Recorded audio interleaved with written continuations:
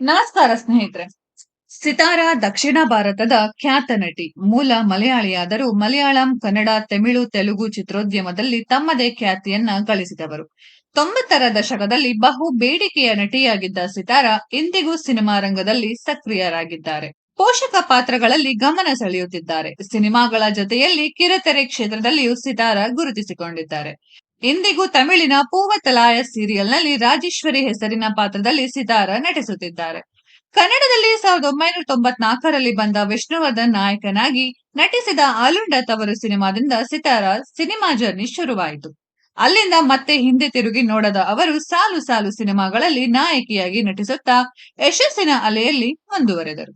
ಹೀಗೆ ವೃತ್ತಿಯಲ್ಲಿ ಯಶಸ್ಸು ಕಂಡರೂ ವೈಯಕ್ತಿಕ ಜೀವನದಲ್ಲಿ ಮಾತ್ರ ಸಿತಾರಾ ನೋವು ಅನುಭವಿಸಿದವರು. ಸದ್ಯ ಅವರಿಗೆ 50 ವರ್ಷ ವಯಸ್ಸು. ಇಂದಿಗೂ ಸಿತಾರಾ ಮದುವೆಯಾಗಿಲ್ಲ. ಒಂಟಿಯಾಗಿಯೇ ಜೀವನ ಸಾಗಿಸುತ್ತಿದ್ದಾರೆ. ಸಿನಿಮಾಗಳಲ್ಲಿ ಹಲವು ಸ್ಟಾರ್ ನಟರ ಜೊತೆ ಜೋಡಿಯಾಗಿ ನಟಿಸಿ ಚಿತ್ರರಂಗದಲ್ಲಿ 30 ವರ್ಷವನ್ನ ಸವೆಸಿ ಸ್ಟಾರ್ ನಟಿಯಾಗಿ ಮಿಂಚಿದರೂ ಸಿತಾರಾ ಮಾತ್ರ ಇದೀಗ ಅವಿವಾಹಿತರಾಗಿಯೇ ಉಳಿದಿದ್ದಾರೆ. ಅದಕ್ಕೆ ಕಾರಣ ಏನೆಂದು ಕೇಳಿದರೆ ಅವರಿಂದ ಬರುವ ಉತ್ತರ ಅದೊಂದೇ. ನಟಿ ಸಿತಾರಾ ಇತ್ತೀಚಿನ ಸಂದರ್ಶನವೊಂದರಲ್ಲಿ ಹೇಳಿಕೊಂಡಂತೆ ಮನೆಯವರಿಂದ ಮದುವೆಯ ಪ್ರಪೋಸಲ್ಗಳು ಸಾಕಷ್ಟು ಬಂದಿದ್ದವು. ಚಿತ್ರರಂಗದಲ್ಲಿ ಟಾಪ್ ನಟಿಯಾಗಿ ಬ್ಯುಸಿಯಾಗಿದ್ದಾಗ ಒಬ್ಬರನ್ನು ಪ್ರೀತಿಸುತ್ತಿದ್ದೆ. ಆದರೆ ದುರಾದೃಷ್ಟವಶಾತ್ ಆ ಪ್ರೀತಿ ಉಳಿಯಲಿಲ್ಲ.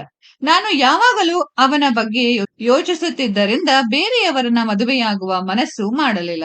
ಎಂದಿಗೂ ನಾನು ಮದುವೆ ಬಗ್ಗೆ ನಿರ್ಧರಿಸಿಲ್ಲ ಎಂದು ನಟಿ ಸಿತಾರಾ ಹೇಳಿಕೊಂಡಿದ್ದಾರೆ. ಇನ್ನು ಇದರ ಜೊತೆಗೆ ಸಿತಾರಾ ಮದುವೆ ಆಗದಿರುವುದಕ್ಕೆ ಇನ್ನೊಂದು ಬಲವಾದ ಕಾರಣವೂ ಇದೆ. ಅದನ್ನು ಈ ಹಿಂದೆ ಸಂದರ್ಶನದಲ್ಲಿ ಸಿತಾರಾ ಹೇಳಿಕೊಂಡಿದ್ದಾರೆ. ತನ್ನ ತಂದೆ ಪರಮೇಶ್ವರ್ ನಾಯರ್ ಅವರಿಗೆ ನಾನು ತುಂಬಾ ಕ್ಲೋಸ್. ಅವರನ್ನು ಬಿಟ್ಟು ನಾನು ಇರುತ್ತಿರಲಿಲ್ಲ.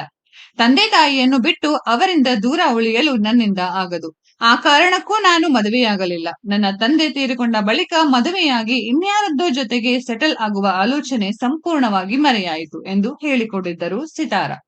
ಸ್ನೇಹಿತರೆ, ಈ ಒಂದು ವಿಡಿಯೋದ ಬಗ್ಗೆ ನಿಮ್ಮ ಅನಿಸಿಕೆಯನ್ನ ಕಾಮೆಂಟ್ ಬಾಕ್ಸ್ ಅಲ್ಲಿ ಕಾಮೆಂಟ್ ಮಾಡಿ.